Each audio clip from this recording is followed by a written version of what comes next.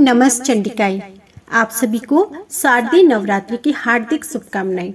आज आप श्री दुर्गा सप्तशती पाठ में अध्याय 12 और 13 सुनेंगे। आपको बता दें कि दुर्गा सप्तशती पाठ में ये अंतिम अध्याय होंगे।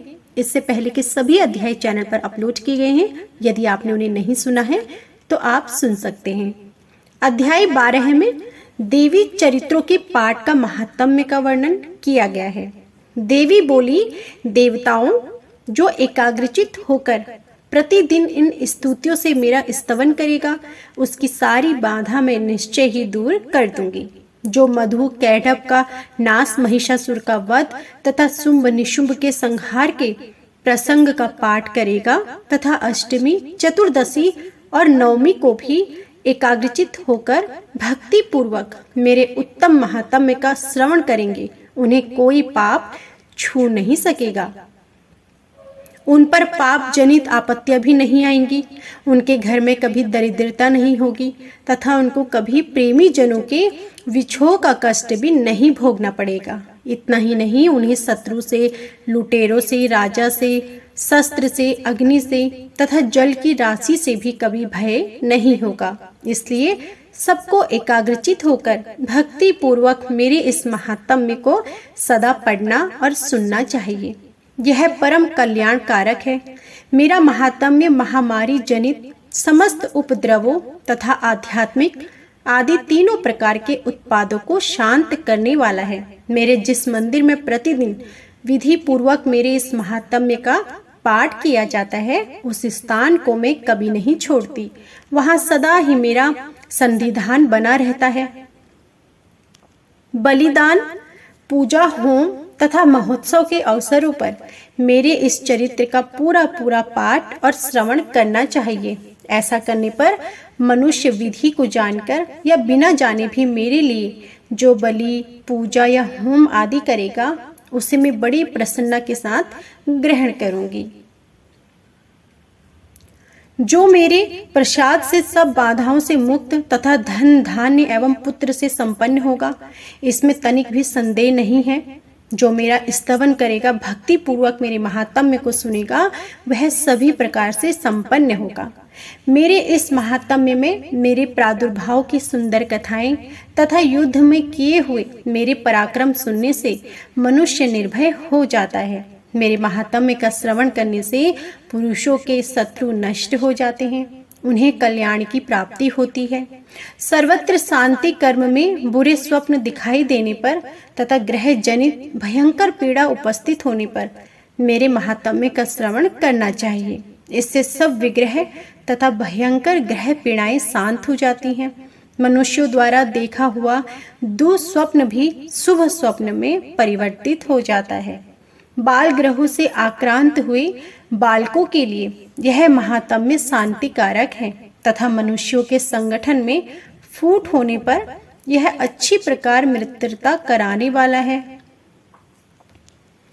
यह महात्म्य समस्त दुराचारियों के बल का नाश कराने वाला है। इसके पाठ मात्र से राक्षसों, भूतों और पिशाचों का नाश हो जाता है। मेरा यह सब महात्म्य मेरे सामीप्य की व्याप्ति कराने वाला है।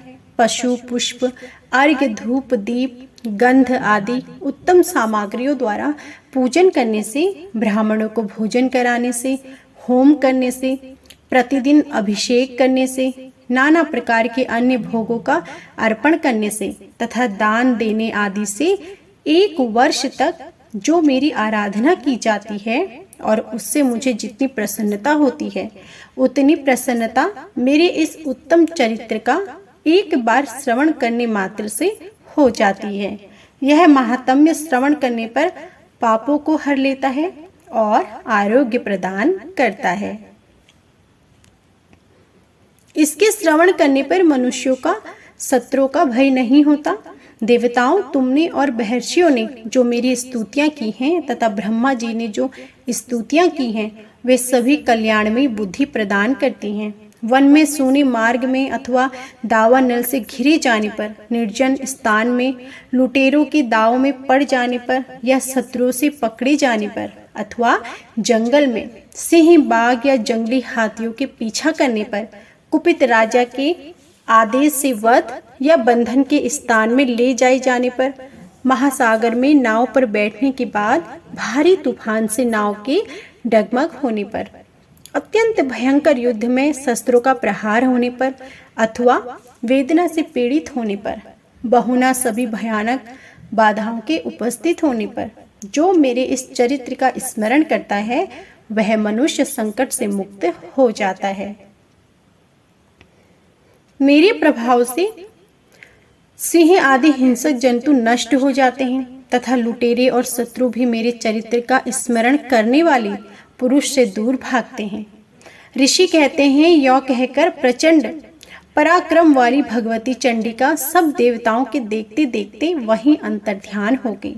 फिर समस्त देवता भी शत्रु के मारे जाने पर निर्भय होकर पहले की भांति यज्ञ भाग का उपभोग करते हुए अपने अपने अधिकार का पालन करने लगे। संसार का विध्वंस कराने वाले महाभयंकर अतुल पराक्रमी देव शत्रु शुंभ तथा महाबली निशुंभ के युद्ध में देवी द्वारा मारे जाने पर शेष दैत्य पाताल लोक में चले गए। राजन, इस प्रकार भगवती अंबिका देवी नित्य होती हुई भी पुनः पुनः प्रकट होकर जगत की रक्षा करती हैं। वे ही जगत को जन्म देती तथा वे ही प्रार्थना करने पर संतुष्ट हो विज्ञान एवं समृद्धि प्रदान करती हैं। हे राजन, महाप्रलय के समय महामारी का स्वरूप धारण करने वाली वे महाकाली ही इस समस्त ब्रह्मांड में व्याप्त है। वे ही समय समय पर महामारी होते हुए स्वयं को अजन्मा होती हुई भी सृष्टि के रूप में होती हैं। वे सनातनी देवी समय के अनुसार संपूर्ण भूतों की रक्षा करती हैं। मनुष्य के अभ्युदय के समय वे ही घर में लक्ष्मी के रूप में स्थित होती हैं, उन्नति प्रदान करती हैं। पुष्प, धूप और गंध आदि से पूजन करके उनकी स्तुति करने पर वे धन, पुत्र, धार्मिक बुद्धि तथा उत्तम गति को प्रदान करती हैं। इसी के साथ श्री दुर्गा सप्तशती पाठ में अध्याय 12 समाप्त हुआ। अब सुनिए 13 अध्याय, सूरत और वैश्य को देवी का वरदान। ऋषि कहते हैं, राजन, इस प्रकार मैंने तुमसे देवी के उत्तम महात्म्य का वर्णन किया जो इस जगत को धारण करती हैं। उस देवी का ऐसा ही प्रभाव है, वे ही विद्या उत्पन्न करती हैं। भगवान विष्णु की माया स्वरूपा उन भगवती के द्वारा ही तुम ये वैश्य तथा अन्याय विवेक जन मोहित हुए हैं तथा आगे भी मोहित होंगे। महाराज, तुम उन्हीं परमेश्वरी की शरण में जाओ। आराधना करने पर वे मनुष्यों को भोग, स्वर्ग तथा मोक्ष प्रदान करती हैं। मार्कंडेय जी कहते हैं, मेधा मुनि के ये वचन सुनकर राजा सूरत ने उत्तम व्रत का पालन करने वाली उन महाभाग महर्षि को प्रणाम किया। वे अत्यंत ममता और राज्य अपहरण से बहुत खिन्न हो चुके थे। महामुनि इसलिए विरक्त होकर वे राजा तथा वैश्य तत्काल तपस्या को चले गए। वे जगदम्बा के दर्शन के लिए नदी के तट पर रहकर तपस्या करने लगे। वे वैश्य उत्तम देवी सूक्त का जाप करते हुए तपस्या में प्रवृत्त हो गए। वे दोनों नदी के तट पर देवी की मिट्टी की मूर्ति बनाकर पुष्प, धूप और हवन आदि के द्वारा उनकी आराधना करने लगे। उन्होंने पहले तो आहार को धीरे धीरे कम किया, फिर बिल्कुल निराहार रहकर देवी में ही मन लगाए एकाग्रता पूर्वक उनका चिंतन आरंभ किया। उन पर प्रसन्न होकर जगत को धारण करने वाली चंडिका देवी ने प्रत्यक्ष दर्शन देकर कहा।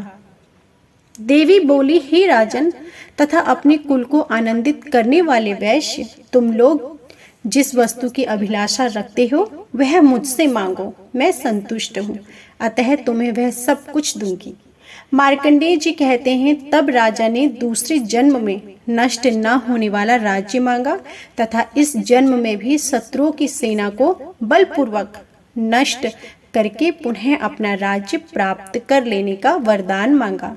वैश्य का चित्त संसार की ओर से तो खिन्न एवं विरक्त हो चुका था और वे बड़े बुद्धिमान थे, अतः उस समय उन्होंने तो ममता और अहंता रूप आसक्ति का नाश करने वाला ज्ञान मांगा। देवी बोली, राजन, तुम थोड़े ही दिनों में शत्रुओं को मारकर अपना राज्य प्राप्त कर लोगे। अब वहां तुम्हारा राज्य स्थिर रहेगा। फिर मृत्यु के पश्चात तुम भगवान विवस्वान यानी सूर्य के अंश से जन्म लेकर इस पृथ्वी पर सावर्णिक मनु के नाम से विख्यात होगे। वैश्वर्य, तुमने भी जिस वर को मुझसे प्राप्त करने की इच्छा की है उसे देती हूँ। तुम्हें मोक्ष के लिए ज्ञान प्राप्त होगा। मार्कंडेय जी कहते हैं, इस प्रकार उन दोनों को मनोवांछित वरदान देकर तथा उनके द्वारा भक्ति पूर्वक अपनी स्तुति सुनकर देवी अंबिका तत्काल अंतर्ध्यान हो गई और इस तरह देवी से वरदान पाकर क्षत्रियों में श्रेष्ठ सूर्य से जन्म ले सावर्णी नामक मनु होंगे। इस प्रकार श्री दुर्गा सप्तशती पाठ में अध्याय 13 भी समाप्त हुआ। तो यह थे संपूर्ण श्री दुर्गा सप्तशती पाठ के अध्याय। उम्मीद करती हूँ कि आप सभी ने इन अध्यायों को नवरात्रि के पावन दिनों में जरूर सुना होगा। यदि आपने अध्याय नहीं सुने हैं तो हमारे चैनल पर अपलोड किए गए हैं, चैनल पर जाकर आप इन्हें सुन सकते हैं। आज का अध्याय पसंद आया हो तो प्लीज़ वीडियो को लाइक कीजिएगा। कमेंट बॉक्स में जय माता दी जरूर लिखिएगा। जय माता दी।